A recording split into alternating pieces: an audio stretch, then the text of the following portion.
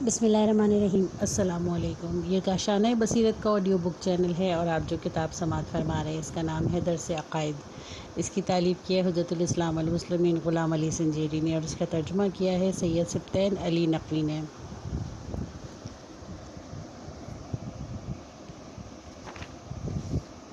آئیے سنتے ہیں خلاصہ درس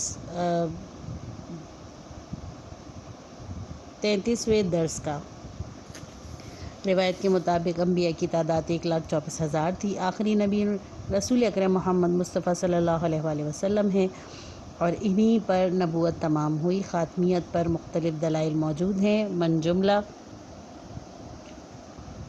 الف ختم نبوت کا عقیدہ ضروریات دین اسلام میں سے ہے، یعنی ہر مسلمان اس بات پر عقیدہ رکھتا ہے اور کسی مسلمان کو بھی کسی دوسرے نبی کے آنے کا انتظار نہیں۔ ب قرآن بھی رسول اکرم صلی اللہ علیہ وآلہ وسلم کو خاتم الانبیاء قرار دیتا ہے۔ ج احادیث و روایات میں بھی اس امر کی صراحت موجود ہے۔ کہا یہ جا سکتا ہے کہ وہ قوانین جو اسلام 1400 سال پہلے لایا تھا رسول اکرم صلی اللہ علیہ وآلہ وسلم کے دور کے لحاظ سے تھے اور زمان و مکان کی تغیر کے بعد اس دور کے لیے قابل استفادہ نہیں رہے۔ جواب منفی ہے، کیونکہ اسلام نے انسانوں کی ثابت ضروریات کے لیے ثابت جبکہ متغیر ہو جانے والی ضروریات کے لیے بوسیلہ اجتہاد متغیر احکام کو بیان اور واضح کیا ہے۔ سوالات: خاتمیت پر ایک عقلی دلیل پیش کیجیے۔ نمبر 2، قرآن کی آیت کے ذریعے ثابت کیجیے کہ رسول اکرم صلی اللہ علیہ وآلہ وسلم آخری نبی ہیں۔ سوال نمبر 3، یہ کیسے ممکن ہے کہ اسلام کے ثابت قوانین زمانے کی ان شرائط پر منطبق ہوں جو تبدیل ہو جاتی ہیں؟ 34واں درس، صفحہ نمبر 251۔ پلورزم دینی۔ ترجمہ ہے: جو کوئی بھی اسلام کے علاوہ کسی اور دین کو اختیار کرے گا تو وہ اس سے قبول نہیں کیا جائے گا اور وہ آخر میں خسارہ اٹھانے والوں میں سے ہوگا۔ سورہ آل عمران آیت نمبر 85۔ اہداف درس: پلورزم کی اصطلاح سے واقفیت۔ نمبر 2، پلورزم کے نظریے کی دینی نقطہ نگاہ سے تحقیق۔ نمبر 3، حقانیت اور نجات کے حاصل کے سلسلے میں اسلام کا نظریہ۔ سوال یہ ہے کہ اگر کوئی شخص دین اسلام پر اعتقاد نہیں رکھتا مگر اس کا اخلاق و کردار اچھا ہے تو کیا ایسا شخص نجات پا کر جنت کا راہی ہو سکتا ہے؟ اس طرح اگر کوئی دین اسلام پر اعتقاد رکھتا ہے مگر اس کے کردار میں جھول ہے تو کیا ایسا بندہ سعادت پا سکتا ہے؟ ان سوالوں کے مختلف جوابات دیے گئے ہیں۔ ان سوالوں کے جواب علم الکلام جدید میں پلورزم دینی یعنی مشارکت دینی کے عنوان سے زیر بحث لائے جاتے ہیں۔ ضروری ہے کہ پہلے ہم اس اصطلاح پلورزم دینی سے آشنائی حاصل کر لیں۔ پلورزم لفظ پلورل سے مشتق ہے جس کے معنی جمع اور کثرت کے ہیں۔ اس کے ساتھ موجود ازم کا لاحقہ میل اور طرز فکر پر دلالت کرتا ہے کہ یہاں جو یہاں کسی امر میں کثرت کے قائل ہونے کے معنی میں ہے۔ اس بنا پر پلورزم کا معنی کثرت کی جانب میل رکھنا ہے اور پلورزم دینی کا مطلب ایسا مکتبہ فکر جو متعدد ادیان کی جانب میل کا معتقد ہو۔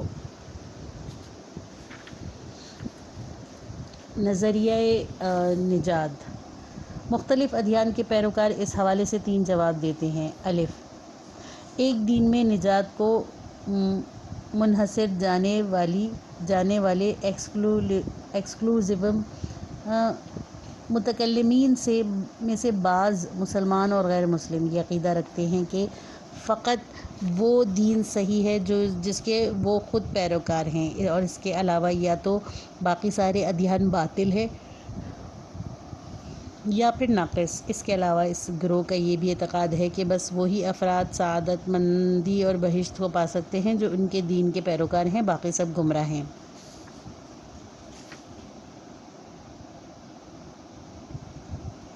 نمونے کے طور پر بہت سے عیسائی یہ اعتقاد رکھتے ہیں کہ فقط وہی لوگ کامیاب ہو سکتے ہیں جو حضرت عیسیٰ علیہ السلام کے الوہیت کے ساتھ ساتھ ان کے فدیہ وار موت پر بھی ایمان رکھیں اور باقی تمام انسان چاہے وہ جناب عیسیٰ علیہ السلام سے پہلے ہی کیوں نہ مر گئے ہوں یا جنہوں نے حضرت عیسیٰ علیہ السلام کا پیغام بھی نہ سنا ہو، کامیابی اور جہنم سے رہائی حاصل نہیں کر سکتے۔ یہودی حضرات کا بھی یہی عقیدہ ہے۔ قرآن کریم ان کے بارے میں فرماتا ہے، ترجمہ: یہودی کہتے ہیں یہودیوں کے علاوہ کوئی جنت میں نہیں جائے گا، نیز عیسائی بھی یہی کہتے ہیں کہ ان کے سوا جنت میں نہیں جائے گا، کوئی جنت میں نہیں جائے گا، یہ ان کی آرزوئیں ہیں۔ کہو اگر سچے ہو تو دلیل پیش کرو۔ سورہ بقرہ آیت نمبر 111۔ شمولیت کی جانب میل رکھنے والے، انکلوزیوازم۔ عیسائی متکلمین میں سے بعض نے دیکھا کہ پہلے گروہ کا نظریہ یہ انتہائی افراد کا حامل ہے اور بہت سے افراد کو بنا کسی گناہ کے جہنم اور عذاب کا مستحق ٹھہراتا ہے، لہٰذا انہوں نے نسبتاً ایک معتدل نظریے کو وضع کیا۔ اس نظریے کے مطابق دین تو فقط ایک ہی صحیح ہے اور باقی سب باطل یا ناقص ہیں۔ البتہ پہلے گروہ کے اعتقاد کے خلاف یہ گروہ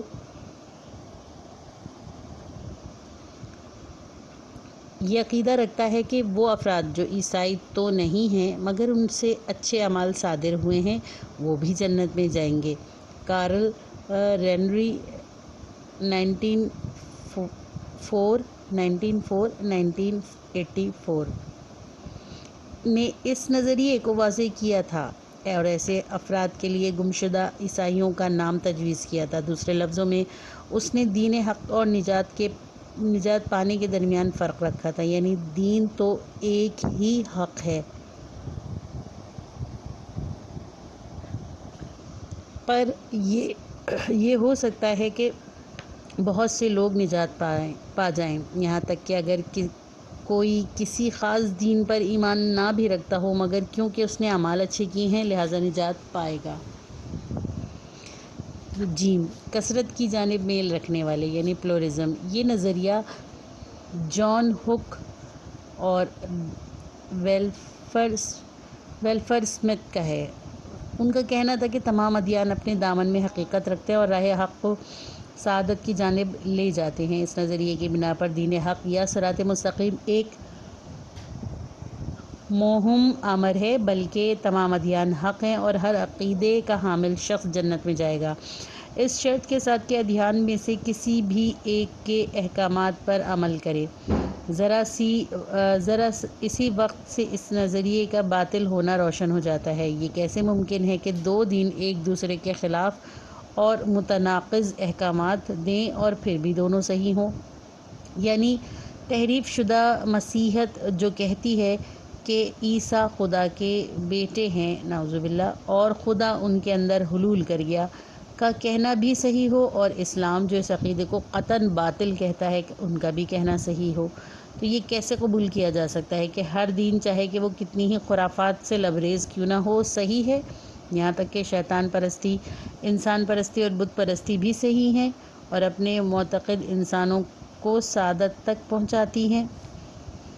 حقانیت اور سعادت اسلام کی نگاہ میں قرآن کی دیدگاہ یہ ہے کہ تمام انبیاء انسانوں کی ہدایت اور ایک ہی پیغام پہنچانے کے لیے بھیجے گئے ہیں۔ دوسرے لفظوں میں دین ایک ہی ہے مگر مختلف انبیاء نے مختلف ادوار کے لوگوں کی استعداد اور زمانے کی شرائط کے مطابق اس کے کچھ حصوں کو بیان کیا۔ بنابراین تمام ادیان میں الہی کی حقیقت ایک ہی ہے اور وہ یہ کہ خدا کے سامنے تسلیم ہو جانا۔ خداوند عالم ارشاد فرماتا ہے، ترجمہ: بے شک خدا کے نزدیک دین بس اسلام ہی ہے۔ سورہ آل عمران آیت نمبر 19۔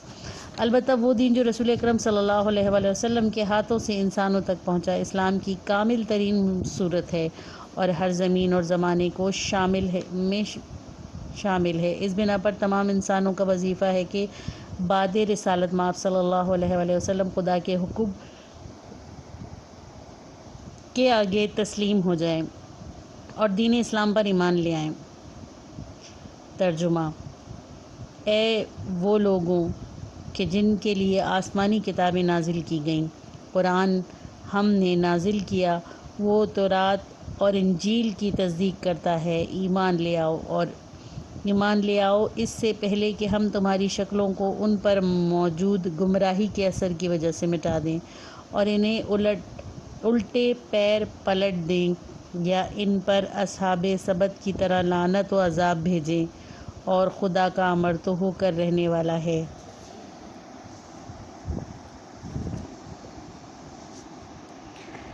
اس بنا پر اسلام کے مطابق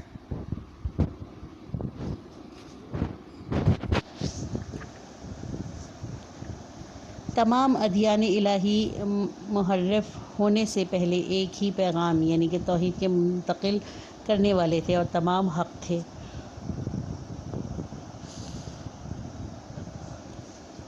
کسی دلیل کی بنا پر تمام انسانوں کو چاہیے کہ اپنے اپنے دور میں آنے والے حکم خدا کے آگے تسلیم ہو جائیں اور اپنے اپنے زمانے کے رسول پر ایمان لے آئیں۔ اسی وجہ سے دین اسلام کے نازل ہونے کے بعد تمام انسانوں کے لیے ضروری ہے کہ وہ رسول اکرم صلی اللہ علیہ وآلہ وسلم پر ایمان لائیں اور اسلام کے دیے ہوئے احکامات پر عمل پیرا ہوں۔ اسلام سعادت تک پہنچنے کے لیے فقط ایمان لانے کو ہی کافی نہیں سمجھتا، بلکہ کہتا ہے ضروری ہے کہ انسان صحیح اعتقاد و ایمان کے ساتھ عمل صالح اور اچھا اخلاق بھی اپنائے۔ اسلام کے مطابق انسانوں کو سعادت حاصل کرنے کے لیے دو چیزوں کی ضرورت ہے: صحیح ایمان اور عمل صالح۔ البتہ اس قانون میں استثناء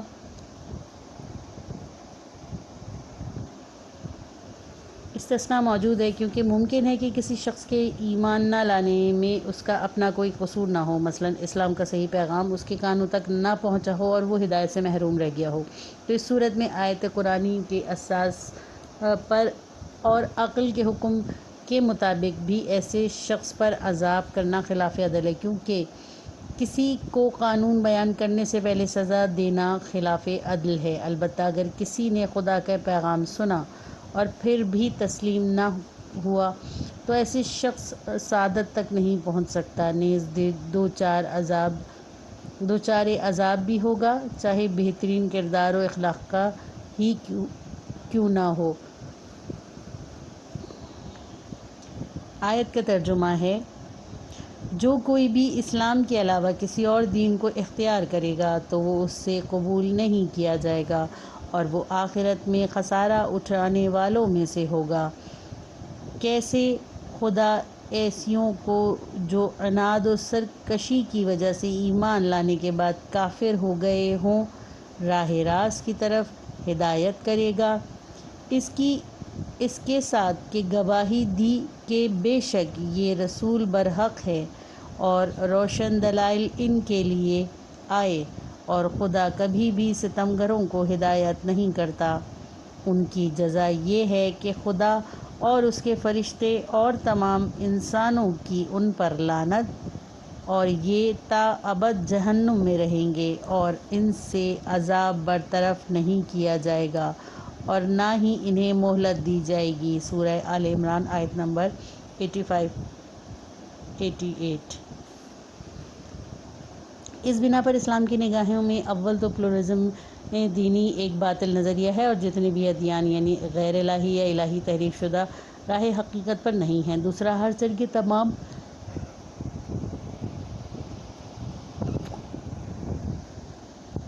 تمام ادیان الہی جو تحریف شدہ نہیں بھی ہیں اصول اعتقاد میں مشترک اور تمام انسانوں کو حقیقت کی جانب ہدایت کرتے ہیں، مگر رسول اکرم صلی اللہ علیہ وآلہ وسلم کی بعثت کے بعد ان پر عمل کرنا کفایت نہیں کرتا۔ اس لیے ضروری ہے کہ تمام انسان شریعت اسلام پر ایمان لائیں۔ اس بنا پر اسلام کی نگاہ میں درج ذیل افراد سعادت تک پہنچیں گے۔ نمبر 1، وہ مسلمان جو کامل ایمان رکھتے ہیں اس شرط کے ساتھ کہ عمل صالح بھی انجام دیں گے۔ نمبر 2، وہ تمام افراد جو اسلام سے پہلے اپنے زمانے کی شریعت پر ایمان رکھتے تھے اور اس پر عمل پیرا رہے۔ نمبر 3، وہ افراد جو جاہل قاصر ہیں اور اسلام کا پیغام ان تک نہیں پہنچا۔ کچھ اور بھی جانیے۔ اس نکتے کا واضح کر دینا ضروری ہے کہ اس بحث میں ہمارا ہدف یہ ہرگز نہیں کہ ہم اشخاص کی سعادت و شقاوت کی تحقیق کریں، یعنی یہ معین کریں کہ کیا پاسدار اہل جنت ہیں یا اہل جہنم۔ ہمیں اس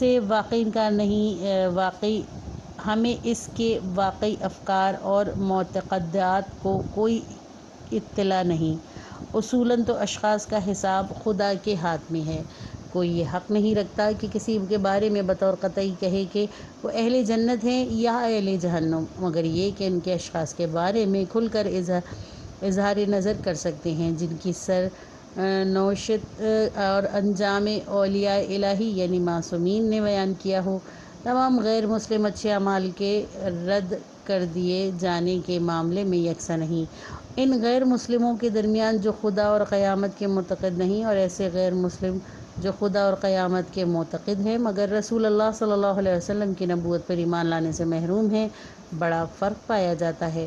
پہلے گروہ کے لیے خدا کے نزدیک کسی عمل کے قبول ہونے کا امکان موجود نہیں، مگر دوسرا گروہ ہو سکتا ہے کچھ شرائط کے ساتھ جنت میں چلا جائے، البتہ پہلے گروہ کے لیے ایسا بالکل بھی ممکن نہیں ہے۔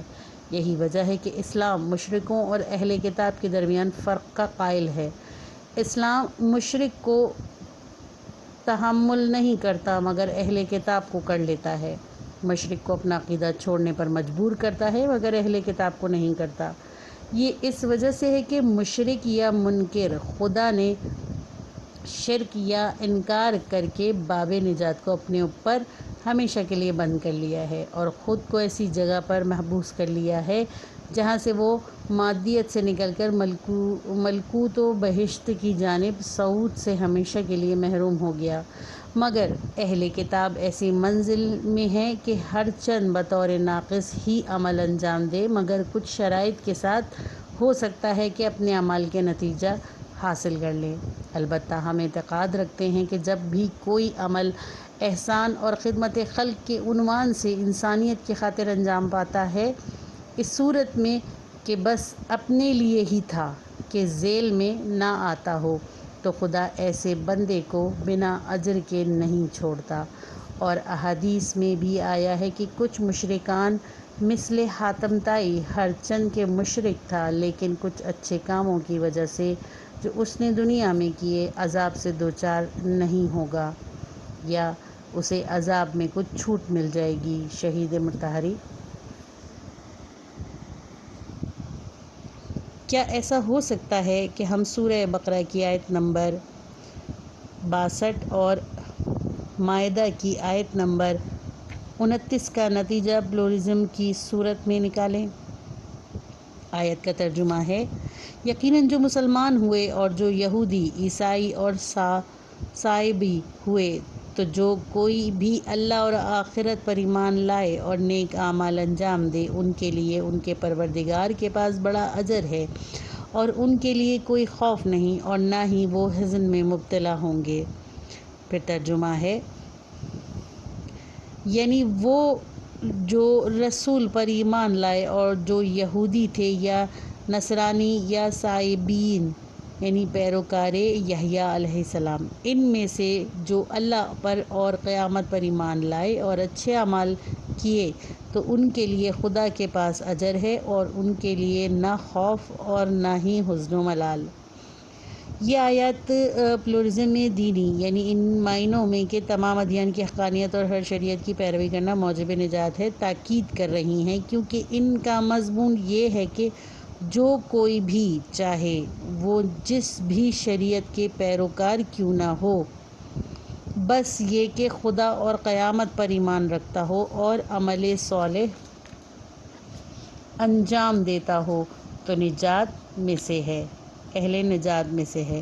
بس ضروری نہیں کہ تمام افراد کو اسلام میں در لیا جائے بلکہ ہر دین کا پیروکار اپنی شریعت سے وفادار رہتے ہوئے اس کے مطابق عمل کر سکتا ہے۔ اس بات پر توجہ مرکوز کرنا ضروری ہے کہ مسئلہ نجات اور سعادت مند ہونا یا بہشت میں جانے کا عمومی لازمہ دین حق کا حامل ہونا اور اس پر اعتقاد رکھنا ہے۔ بعض لوگوں کا یہ سوچنا ہے کہ راہ راست و نجات تنہا یہ ہے کہ انسان دین حق کا تابع ہو جو کہ انہی کا دین ہے، اس کے علاوہ جیسی بھی شرائط ہوں کوئی بھی اہل نجات نہیں ہو سکتا۔ اس نظریے کے معتقدین نے جب یہ دیکھا کہ دوسری شریعتوں کے پابند کچھ افراد کے دین کی تعلیمات کے مطابق پاک باز اصول انسانی و اخلاقی قدروں کے پابند ہیں تو ان کے سامنے یہ سوال قدرتی طور پر آیا کہ یہ سب کیسے ممکن ہے کہ یہ سب پاک باز انسان ہیں صرف اس وجہ سے کہ فلاں دین یا شریعت کے پابند نہیں، نجات نہیں پا سکتے؟ اس سوال کے جواب میں راہ حل کے طور پر پلورزم دینی کا نظریہ گھڑا گیا۔ دوسرے لفظوں میں اس لیے کہ زیادہ سے زیادہ انسانوں کو اہل نجات ثابت کیا جا سکے۔ تمام ادیان و مذاہب کی حقانیت اور ہر شریعت قابل اتباع و پیروی ہے کے قائل ہو گئے، مگر اہل عالم کو نجات دلانے کے لیے نہ صرف یہ کہ یہ راہ حل نہیں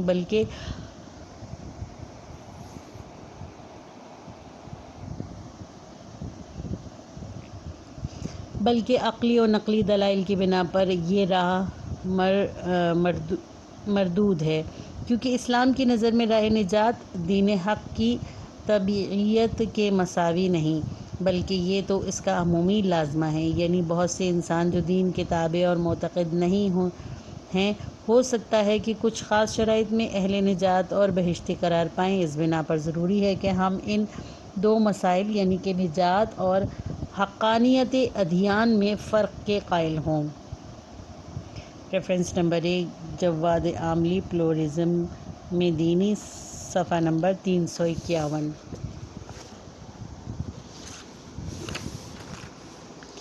نمبر 1 یہ جان لینا ضروری ہے کہ یہ آیت یا اس طرح کی دوسری آیت یہودیوں، عیسائیوں اور کچھ مسلمانوں کے مقام جواب میں نازل ہوئی ہیں، جن میں سے ہر ایک اپنے دین پر شیخی بھگاڑتا تھا اور اسے دوسروں کے دین کو برتر سمجھتا تھا۔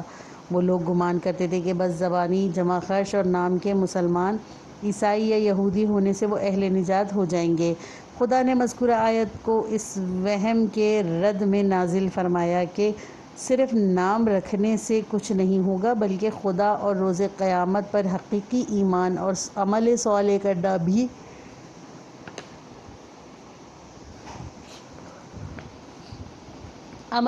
کرنا بھی تمہیں اہل نجات کی صفوں میں شامل اور محشر کے خوف اور اندوہ سے رہائی دلا سکتا ہے۔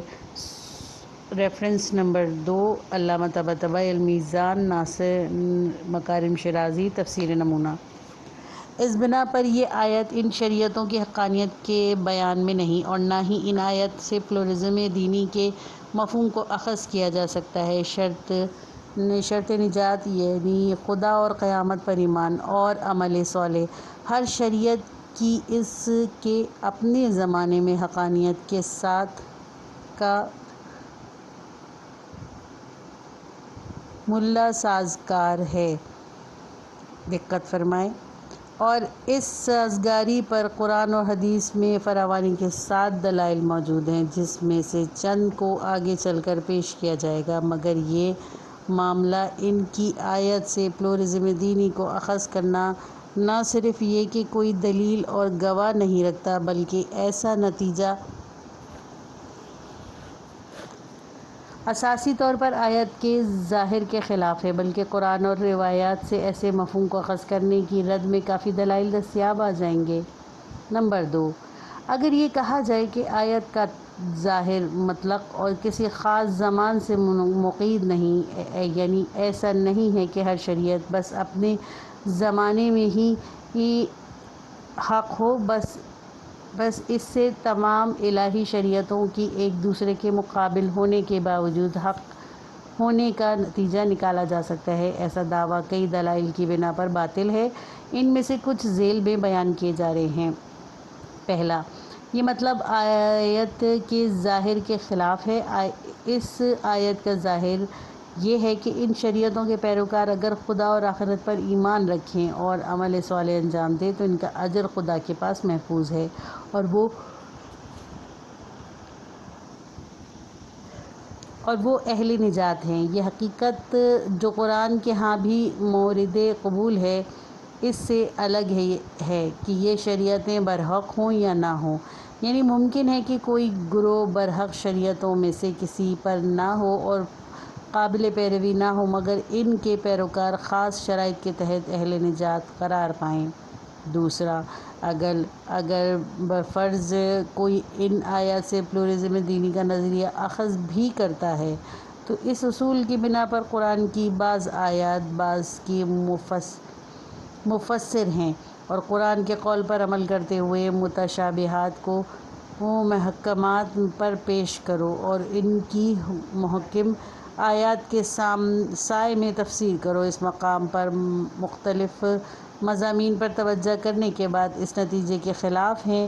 اس قسم کا نظریہ ان آیات سے کشف نہیں کیا جا سکتا، کیونکہ اس آیت کی بنا پر کہ ان الذین عند اللہ الاسلام اور اس جیسی دسیوں آیات حقیقت دین الہی اور صراط مستقیم کو خدا کے نزدیک ایک سے زیادہ جانتی ہیں، ایک سے زیادہ نہیں جانتی۔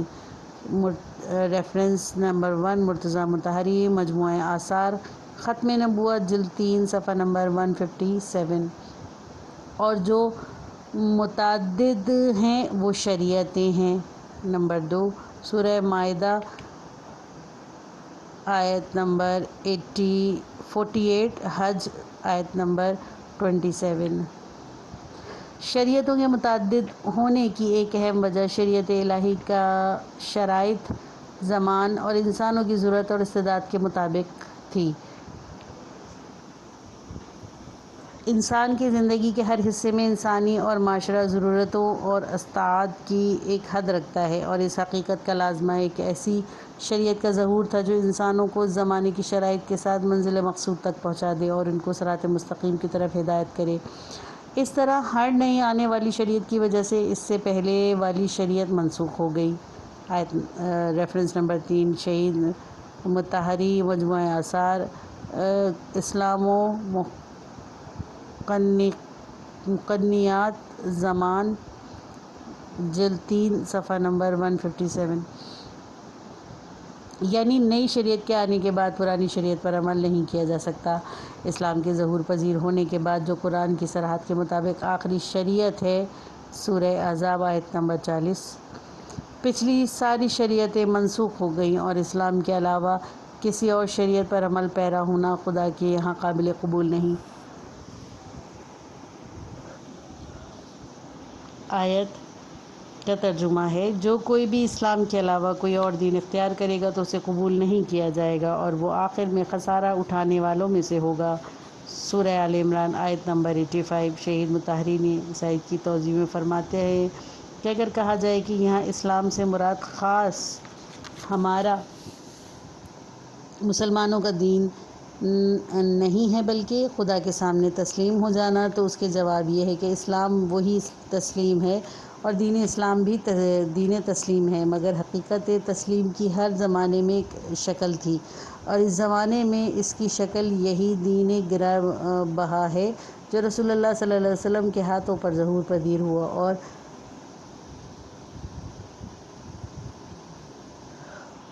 اور قہرائے کلمہ اسلام اس پر منطبق ہوتا ہے اور بس۔ مجموعہ آثار عدل الہی، جلد اول، صفحہ نمبر 277۔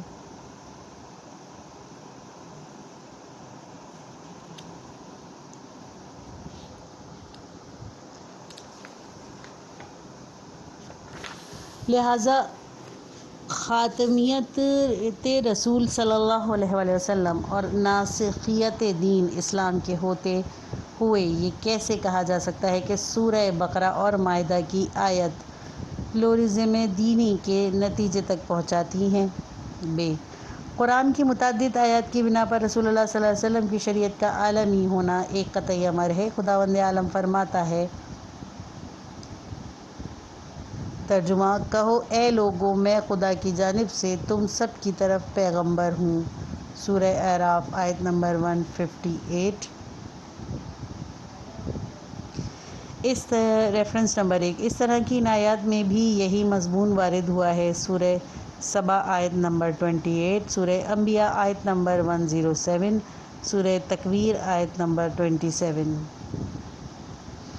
اسلام کے عالمی ہونے سے مراد یہ ہے کہ شریعت الہی دنیا میں بسنے والے تمام انسانوں کو اپنی پیروی کی دعوت دیتی ہے اور اسے بنی نوع بشر کی ہدایت و نجات کا موجب جانتی ہے۔ ریفرنس نمبر 2 اعراف آیت نمبر 158، آل عمران 132، سورہ نساء آیت نمبر 13، 59 اور 69، سورہ توبہ آیت نمبر 71، سورہ نور آیت نمبر 52 to 54۔